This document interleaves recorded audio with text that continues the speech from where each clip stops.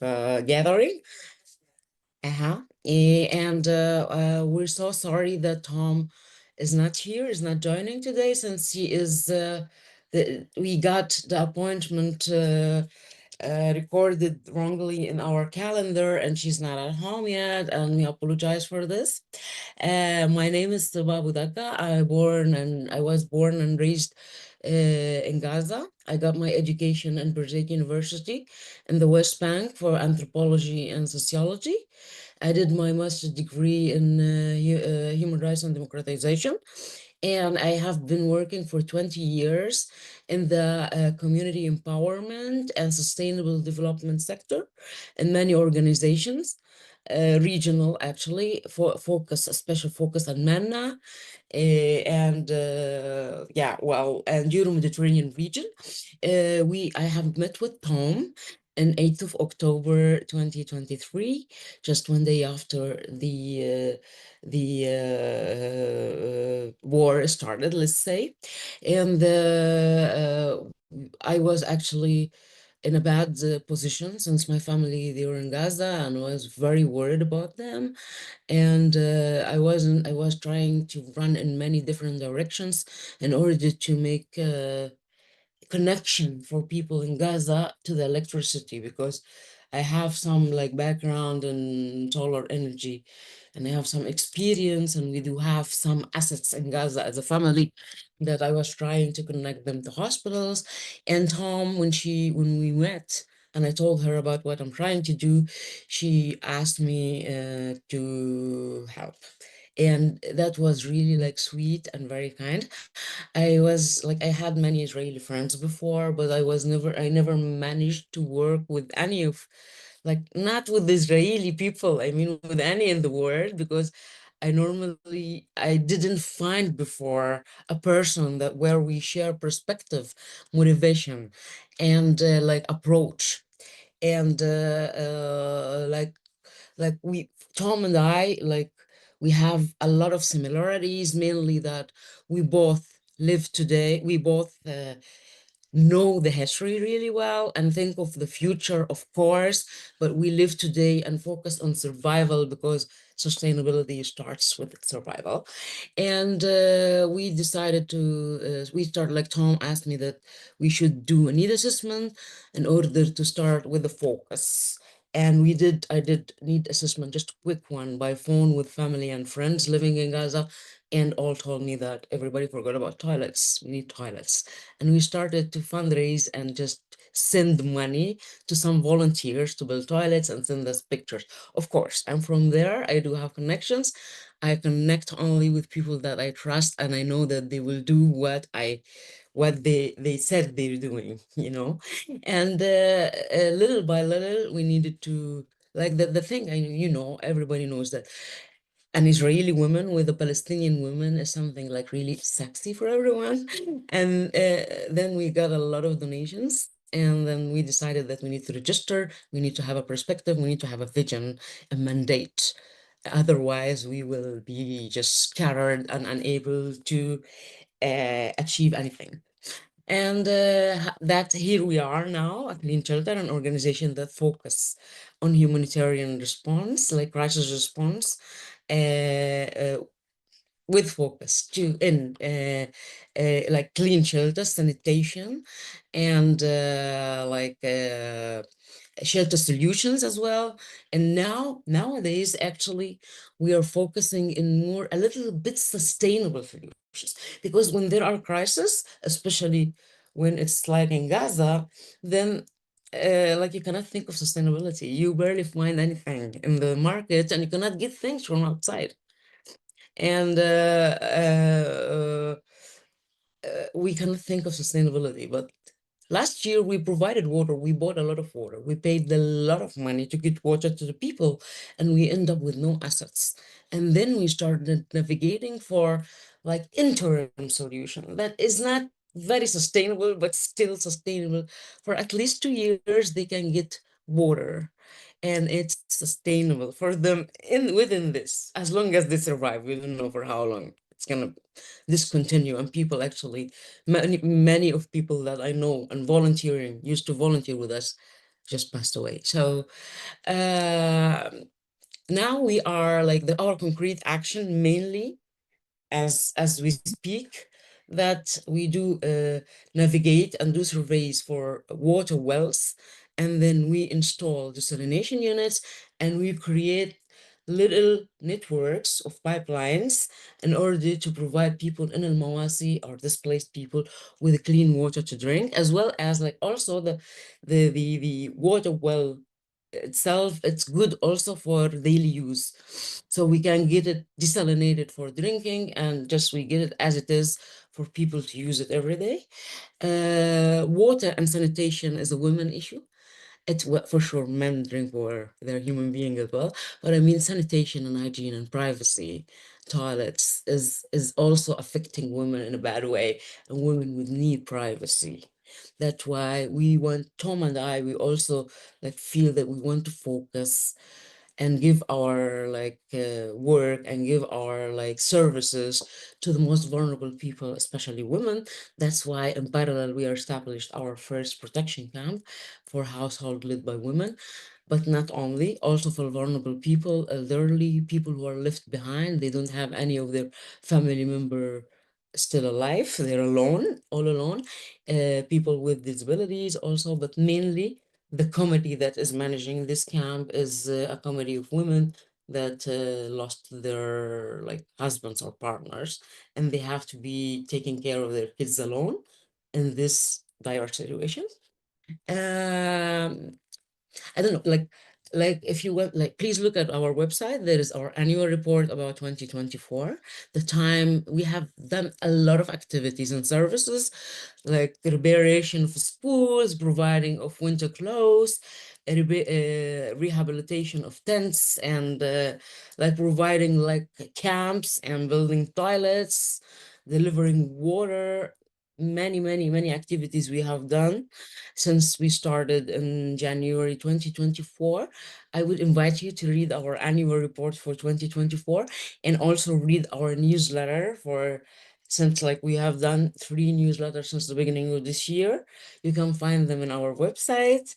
And please reach out to us at any time. The email you will find, Tom and I, we do have access to, and we answer people shortly after we receive the email.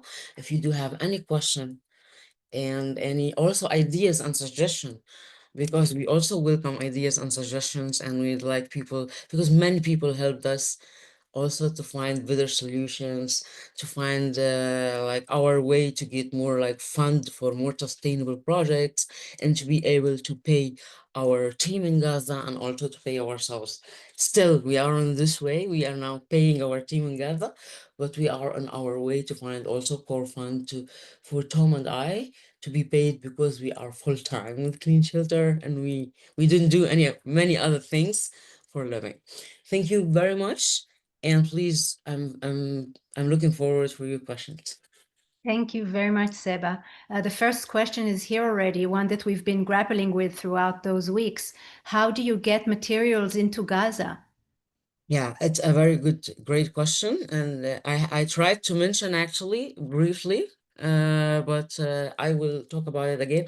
We cannot get anything from outside of Gaza, because what we need is not allowed even since the war started. Why? Because we need solar panels, we need desalination units, we need pipelines, we need like equipment. We do work with infrastructure, and this is not easy to get on, even when we are not an organization that known to the COGAT to be able to like to fund, to be able to allow us to transfer things together. So we navigate for things in Gaza. We decided to work in the grassroots, from the grassroots, and try to find things, even if they are like they're not new, sometimes assembled from many parts. And there are people are very creative, especially people in crisis. They become creative. People in Gaza, they are exceptionally creative.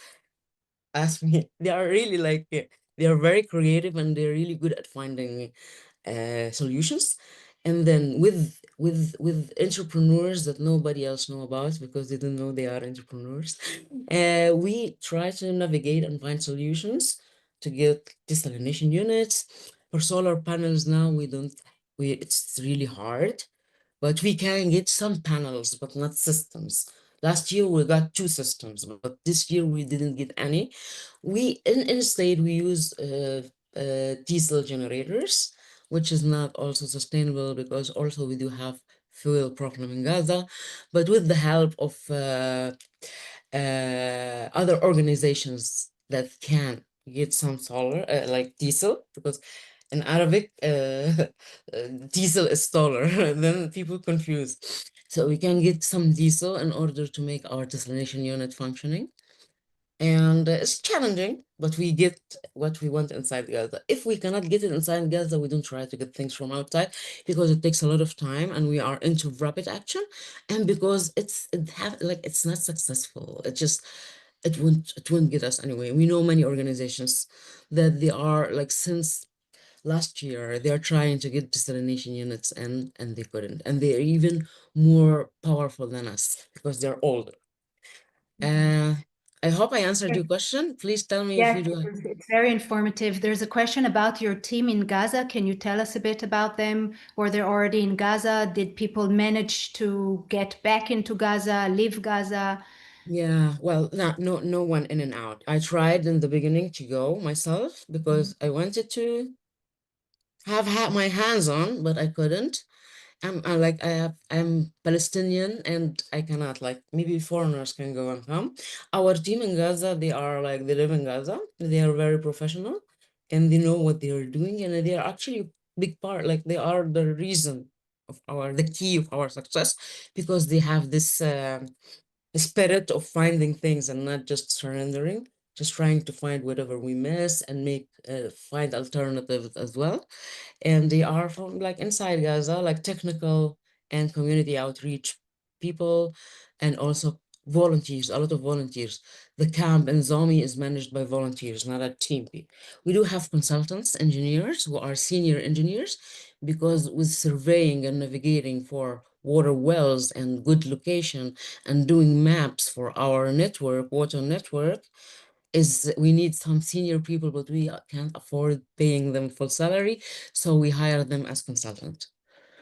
And to make sure we vet every person that we hire or vendors we work with or community people that we involve or volunteer, because we want to make sure that we protect our team, that nobody is a target. We cannot, in Gaza, everywhere is a target and nowhere is safe. But we do mitigate the risk. We do all the measures to mitigate the risks, but at the end, we cannot fully be assured, like we are always worried about our team and our volunteers, vendors, and also our infrastructure. Thank you, Seba. What can we do to help to support this amazing Yeah, there initiative? are like, first of all, thank you for hosting us today and listening, like for your interest in our cause. And this is the first thing you did already in order to help because we want to be heard and we want people to know about our cause and to know we need like to be connected with philanthropists. We need fund actually in order to be able to have more like a concrete team in Gaza and also here in Germany for our visibility and for our fundraising for our management, like the operation and the fundraising. Tom and I, we do everything about it, budgeting, financial management, following up. We do have some volunteers that help us, but it's not when people are volunteers, they just give what they can, but they don't necessarily do the job. We need funds in order to expand the desalination units. And in Mawasi, there are like around 1 million displaced people. And El Mawasi didn't used to have any infrastructure before because it wasn't populated before the war. And now we are trying to to do semi-infrastructure for water or something alternative or something like interim infrastructure for water. We want to expand it. So far, we did one. We are now doing another two desalination units and networks, but there are a million people. We cannot cover this on our own, but like the money we receive from our supporters and the individuals and also the organizations, will help us to do more and more work. We do have the energy, we do have the resources, but we need money to be able to accomplish this within this economy that it's not stable at all, and the prices are very, very, very expensive. Also, you can help us by sharing your ideas, by talking about us, by creating a chapter in your country. Well, like now, I assume that everybody here is from Israel, but we do have a chapter now that is created in Italy, and they have their own website and their language within our values and regulations. Actually, they talk on behalf of Clean Shelter in Italy, and they organize activities for fundraising and for awareness raising as well. Thank you, Seba. We Thank started you. a bit late, so I hope that you can stay for one last question. And the question is about the um, the newness of this Palestinian-Israeli initiative. It's not very common, as you mentioned, for Israelis and Palestinians to collaborate in NGOs. And how did you manage to pass obstacles? Can you tell us a bit about your collaboration and Yeah. maybe, set it as an example for future ones to follow? Yeah, well, actually, it's like before this tragedy taking place, I was hoping that Israeli and Palestinians, not like it's okay, dialogue is important, but dialogue will only target the same people all the time, and you rarely can recruit new people and make like rapid change for Palestinian and Israeli to see themselves and to look at each other's and know each other. I was hoping before that I will do entrepreneurship with Israeli person. We solve the problem of energy in Israel and Palestine. We find technologies together. And I was thinking, and I have strong belief that this is the best way to peace because working together will make us share like interests. We will, when we have common interest, we will want to maintain it, and we will want to protect them, protect our interests, and we will want to protect each other's because it's human being is about like interests and the economy and money, and it's like this, and if we share those kind of projects together, it's the best way, I mean, to get like an organic kind of peace process, because we tried it before. We never learned, like our schools never taught us about the history of Jewish people and the history of Israel. You Israeli people never learned in school the language and the history of Palestinians. Israeli government did the peace agreement but never apologized for what happened to Palestinians before doing this peace agreement. Never admit mistakes from either Palestinians or Israeli sides. So that was like not a peace agreement, it's just a piece of paper. I would say it's a piece of paper. Sorry, we are getting into politics now, which is not clean short-term mandate, but I'm giving you my personal opinion. And finding Tom with similar perspective that she wants to do action, she's action-oriented person, made me feel that okay, it's not entrepreneurship, it's crisis response, but still action, work together. Doesn't matter. I tell you, really, it doesn't matter nationalities of Seba and Tom. It can be anyone. I could be from anywhere. She could be from anywhere. But it's the motivation and the genuinity and living today, like I mentioned in the beginning, and thinking of people today, that made us just do the action, because I'm not a good politician. I'm not good at talking. I'm not good in doing advocacy. Just I don't have patience. And Tom as well. We don't have patience, both of us, to wait for like long advocacy process to take place. So that's how, like, it's our character and being genuine and being like, and I recommend that people in Palestine and Israel focus more on joint activities and actions. Doesn't have to be like a crisis response. Can be business, can be whatever, can be art. Like the movie that was done like and won the Oscar recently. It just this is more beside the dialogue, with the dialogue at the same time. Thank you so much, Seba. First of all, for all the crucial and incredible work that you and Tom carry, Thank and you. also for those inspiring words. And we should, we look for venues for actions, and this is really a wonderful, wonderful example. And on perhaps slightly optimistic tone to finish our week and our meetings for this week. So many thanks again, and thank you all for coming, and we will see you next week, Sunday, as usual, 2 p.m. Goodbye.